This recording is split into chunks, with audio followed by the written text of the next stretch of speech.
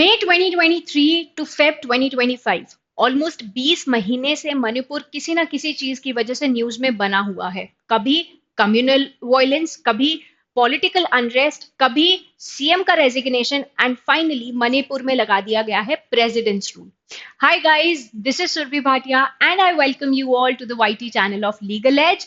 और इस सेशन में हम बात करने वाले हैं कि मणिपुर में एग्जैक्टली प्रेसिडेंट्स रूल क्यों लगा है, प्रेसिडेंट्स रूल है क्या और इसके क्या कॉन्स्टिट्यूशनल प्रोविजंस हैं, क्या कोर्ट में चैलेंज किया जा सकता है, कितनी बार मणिपुर में प्रेसिडेंट्स रूल लगा है, ये सारे पॉइंट्स को हम इस सेशन में डिस्कस करने वाले हैं।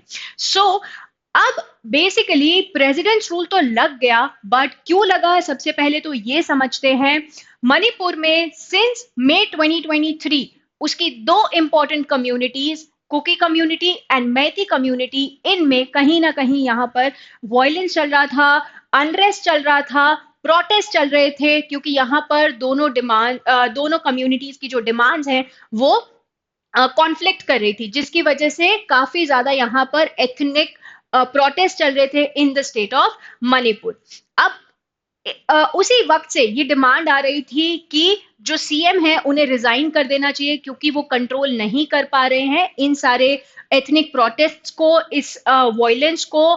मणिपुर में काफी टाइम से जो ऑपोजिशन है वो ये डिमांड कर रही थी, जो कम्युनिटीज हैं, जो लोग हैं वहां के, वो ये डिमांड कर रहे थे कि यहाँ पे प्रेसिडेंट्स रूल लगा देना चाहिए, क्योंकि यहाँ पर सरकार प्रॉपरली स्टेट को नहीं चला पा रही है।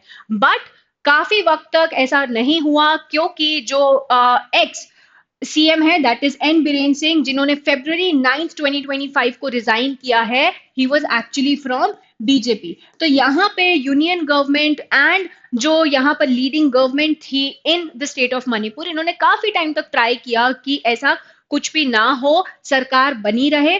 बट कुछ महीने पहले ही ऐसे टेप रिकॉर्ड सामने आए जिसमें कहीं ना कहीं involvement of N Biren Singh दिखा इन प्रोटेस्ट को बढ़ावा करने में, जिसकी वजह से जो लोगों का कॉन्फिडेंस था, जो ऑपोजिशन का कॉन्फिडेंस था इन द रूलिंग गवर्नमेंट, वो और ज्यादा गिर गया। और इससे पहले कि नो कॉन्फिडेंस मोशन आता, उन्होंने यहां पर रिजाइन कर दिया और अपना रेजिग्नेशन सबमिट किया मणिपुर के गवर्नर अजय कुमार भल्ला को।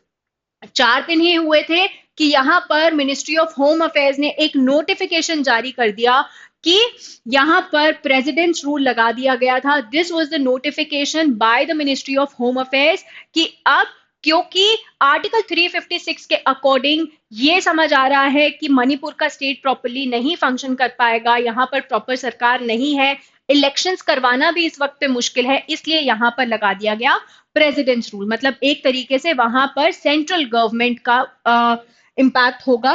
तो सबसे पहले तो ये समझते हैं कि हमारे कॉन्स्टिट्यूशन में कितनी इमरजेंसीज यहाँ पर गिवन है और कौन कौन से आर्टिकल के तहत। तो यहाँ पे 3 टाइप्स ऑफ इमरजेंसी हमारा इंडियन कॉन्स्टिट्यूशन अलाउ करता है। आर्टिकल 352 के अकॉर्डिंग नेशनल इमरजेंसी, 356 में presidents rule and 360 is financial emergency. National emergency मतलब कि जब पूरी कंट्री पे बिकॉज ऑफ वॉर या फिर आर्म्ड रिबेलियन या फिर किसी भी तरीके की डिस्टर्बेंस की वजह से कंट्री की सिक्योरिटी पे बात आती है, कोई थ्रेट आता है, तो नेशनल इमरजेंसी लगाई जा सकती है, जो आज तक इंडिया में सिर्फ 3 बार लगाई गई।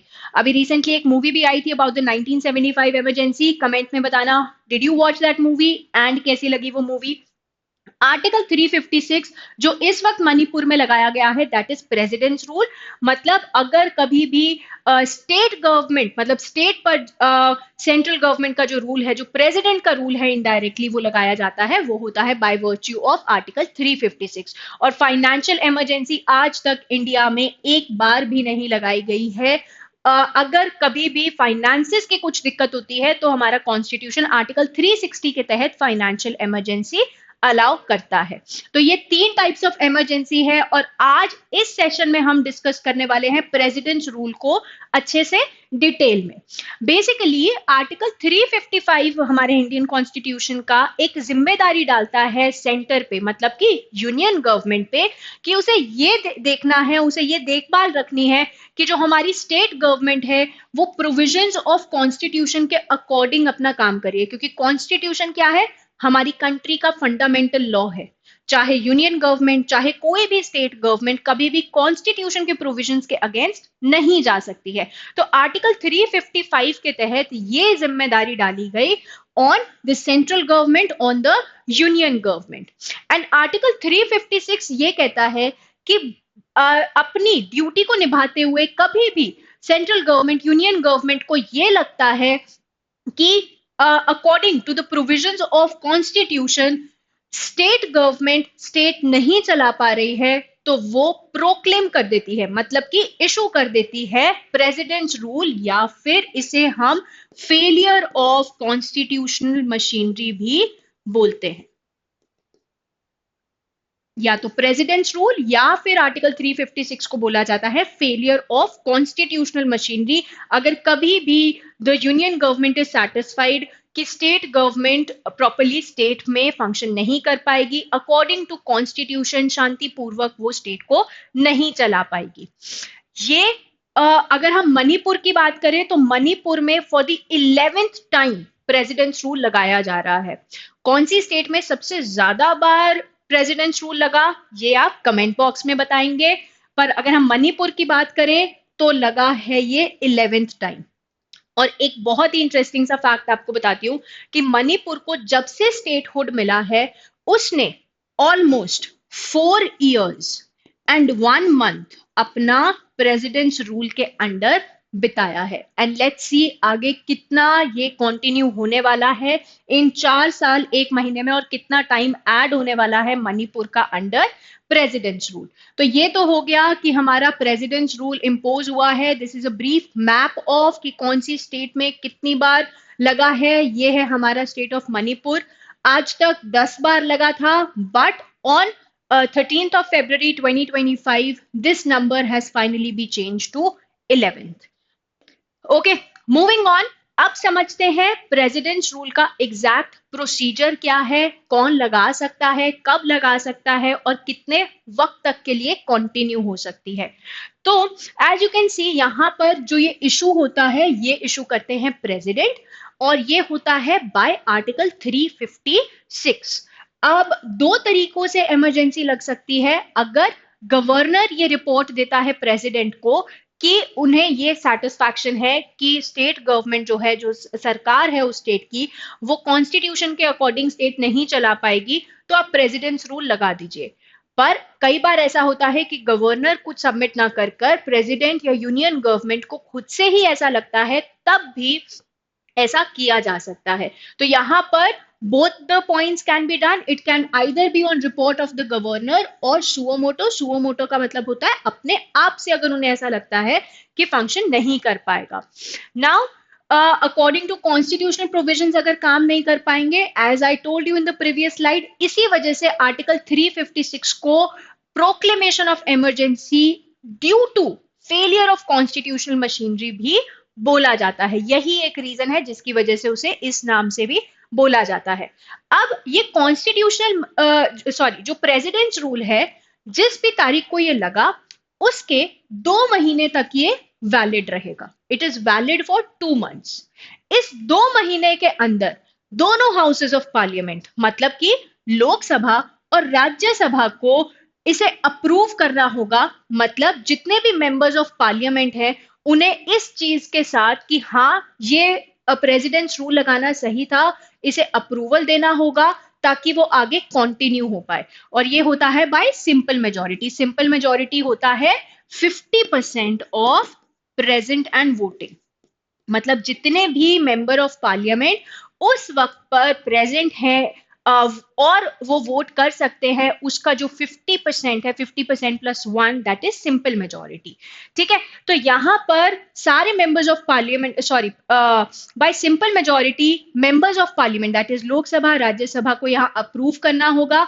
अगर अप्रूवल नहीं मिला तो प्रेसिडेंट्स रूल हट जाता है, पर अगर मिल गया तो वो 6 महीने और के लिए एक्सटेंड हो जाएगी। वो और 6 महीने के लिए एक्सटेंड हो जाएगी। और जो मैक्सिमम लिमिट है, अब ऐसे तो 6 महीने बाद फिर अप्रूवल मिल गया, फिर एक्सटेंड कर दिया, फिर एक्सटेंड कर दिया, इसके लिए भी एक लिमिट लगाई गई है 3 साल की, कि 3 साल तक ही आप उसे मैक्सिमम लिमिट लगा सकते हैं। और इनफैक्ट अगर हम ये देखें कि 1 साल बाद भी कहीं ना कहीं 2 पॉइंट्स होते हैं जो प्रूव करने होते हैं कि 1 साल बाद भी क्यों ये कंटिन्यूड रहनी चाहिए। क्योंकि प्रेसिडेंट्स रूल में अभी हम देखेंगे कि बहुत जो सारी चीजें हैं, बहुत सारी पावर्स जो हैं, वो उस स्टेट को गवर्न करने की कहां चली जाती है, यूनियन गवर्नमेंट के पास चली जाती है। तो इन सारे पॉइंट्स को देखते हुए बहुत ही कॉशन से ये चीज, बहुत ही सतर्कता से ये चीज देखी जाती है कि यार 1 साल बाद भी हम क्यों कंटिन्यू करें। तो दो फैक्टर्स होते हैं जिसमें 1 साल के बाद भी कंटिन्यू हो सकती है। एक तो या तो नेशनल इमरजेंसी चल रही है, या फिर इलेक्शन कमीशन ये बोल दे कि हम स्टेट में इलेक्शंस नहीं करवा पाएंगे। क्योंकि प्रेसिडेंट्स रूल तो तब हट पाएगा ना जब कहीं ना कहीं सरकार होगी। जैसे अब मणिपुर की अगर हम बात करें, तो अगर अब सीएम ने रिजाइन कर दिया, मतलब इस वक्त वहां पर कोई सीएम नहीं है, कोई भी यहाँ पर पार्टी नहीं है, तो यहाँ पर क्या कहते हैं, कोई पार्टी नहीं है, तो हमें यहाँ पर इलेक्शंस करवाने पड़ेंगे दोबारा से।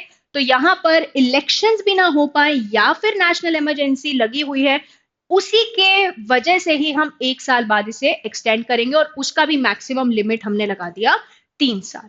ठीक है, अब देखते हैं एग्जैक्टली प्रेसिडेंट्स रूल का इम्पैक्ट क्या है, क्योंकि यहां पर इस इम्पैक्ट को समझना जरूरी है। ये समझना जरूरी है कि अब एग्जैक्टली क्या होगा कि जब मणिपुर में लग चुका है प्रेसिडेंट्स रूल। तो बेसिकली वी ऑल नो कि there are 3 organs of the government: executive, legislature and judiciary.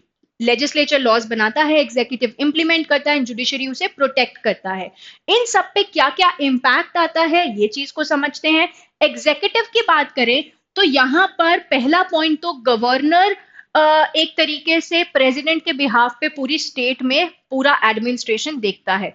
सरकार जो है या तो वो डिसॉल्व कर दी जाती है या फिर उसे स्टे पे लगा दिया जाता है, बट यहां पर अल्टीमेटली यूनियन गवर्नमेंट या फिर कह सकते हैं प्रेसिडेंट के बिहाफ पे जो गवर्नर है वो पूरा यहां पर स्टेट का एडमिनिस्ट्रेशन देखते हैं। अगर हम लेजिस्लेचर की बात करें, मतलब कि जो भी स्टेट के इंपॉर्टेंट बिल्स हैं, जो भी उसका बजट है, जो भी स्टेट लिस्ट के मैटर्स हैं, उन सब के लिए अब जो पावर है, क्योंकि अब स्टेट लेजिस्लेचर में तो कोई है नहीं, उसे तो डिसॉल्व कर दिया बाय प्रेसिडेंट्स रूल, तो ये सारी पावर्स कहां चली जाती हैं, पार्लियामेंट के पास चली जाती हैं ये सारी पावर्स, स्टेट बजट के लिए, at the same time state के जो भी लेजिस्लेटिव बिल्स हैं उसके लिए। पर अगर हम जुडिशरी की बात करें तो हाई कोर्ट के फंक्शनिंग में कोई भी इंपैक्ट नहीं आता है प्रेसिडेंट्स रूल का। प्रेसिडेंट और the union government can not impact the functioning of high court. जिस भी स्टेट में प्रेसिडेंट्स रूल लगा है, हाई कोर्ट का फंक्शनिंग इंपैक्ट नहीं होता, वहां के लेजिस्लेचर का डेफिनेटली होता है, वहां के एग्जीक्यूटिव का डेफिनेटली होता है, but no impact on the judiciary.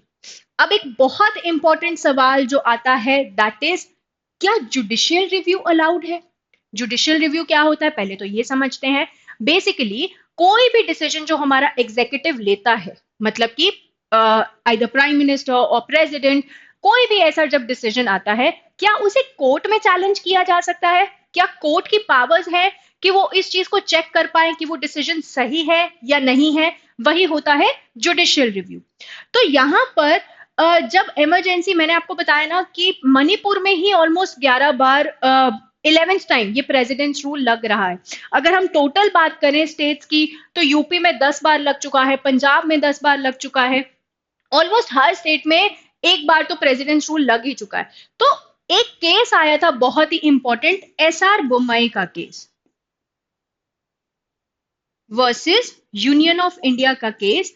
ये केस इसलिए आया था सुप्रीम कोर्ट के सामने क्योंकि जो यूनियन गवर्नमेंट थी वो काफी ज्यादा मिसयूज कर रही थी आर्टिकल 356 को। कभी भी अगर उसे ऐसा लगता था कि कोई और पार्टी है या फिर हल्का फुल्का फंक्शनिंग नहीं हो पा रहा है स्टेट गवर्नमेंट से स्टेट का, तो वो आर्टिकल 356 इंपोज कर देते थे, क्योंकि सारी पावर्स कहाँ आ गई, अगेन उनके पास आ गई। तो इस मिसयूज को रोकने के लिए SR Bommai versus union of India में सुप्रीम कोर्ट के 9 जजेस बेंच ने एक बहुत इंपॉर्टेंट बात बोली थी कि जुडिशियल रिव्यू अलाउड है, बिल्कुल अलाउड है। पर यहां पे उन्होंने ये बोला कि इमरजेंसी क्यों लगाई गई, शायद ये रीजन हर किसी का अलग अलग हो सकता है। शायद बीइंग जुडिशरी हम उस रीजन को नहीं समझ पाए, पर बीइंग एग्जीक्यूटिव आप उस रीजन को समझ पाए। तो क्यों लगाई गई वो हम शायद चेक नहीं कर पाएंगे, बट वो इमरजेंसी अब भी क्यों कंटिन्यू की जा रही है, किस ग्राउंड पे कंटिन्यू की जा रही है, वो डेफिनेटली जुडिशरी चेक कर सकती है। तो judicial review is allowed to check the grounds, किस वजह से वो प्रोक्लेमेशन को कंटिन्यू किया जा रहा है beyond the 2 months, 6 months, 1 year और बियॉन्ड 1 year, जैसे मैंने आपको पिछली स्लाइड में समझाया। ठीक है, तो judicial review is definitely allowed. यहाँ पर इस केस में कुछ गाइडलाइंस भी दी गई कि स्टेट के यहाँ पर क्या पावर्स फिर भी हो सकती हैं। ठीक है, कब कब यहाँ पर इमरजेंसी लगाई जा सकती है, प्रेसिडेंट्स रूल लगाया जा सकता है। तो ये सारी गाइडलाइंस यहाँ पर गिवन है। This is an important case which is related to judicial review of president's rule. So let's see for how long it continues. क्या 2 महीने के अंदर इसे पार्लियामेंट में अप्रूवल मिलेगा भी या नहीं मिलेगा? From my side, that is all for today's session. I hope you understood कि president's rule exactly क्या है, क्या constitutional provisions है, क्या उसके impacts अब मणिपुर पे आने वाले हैं। That was all about it. हाँ, कमेंट में ये बताना मत भूलना कि कौन सी स्टेट में सबसे ज्यादा बार प्रेसिडेंट्स रूल लगाया गया है। For more such information please like this video, subscribe the channel and take care guys. Bye bye.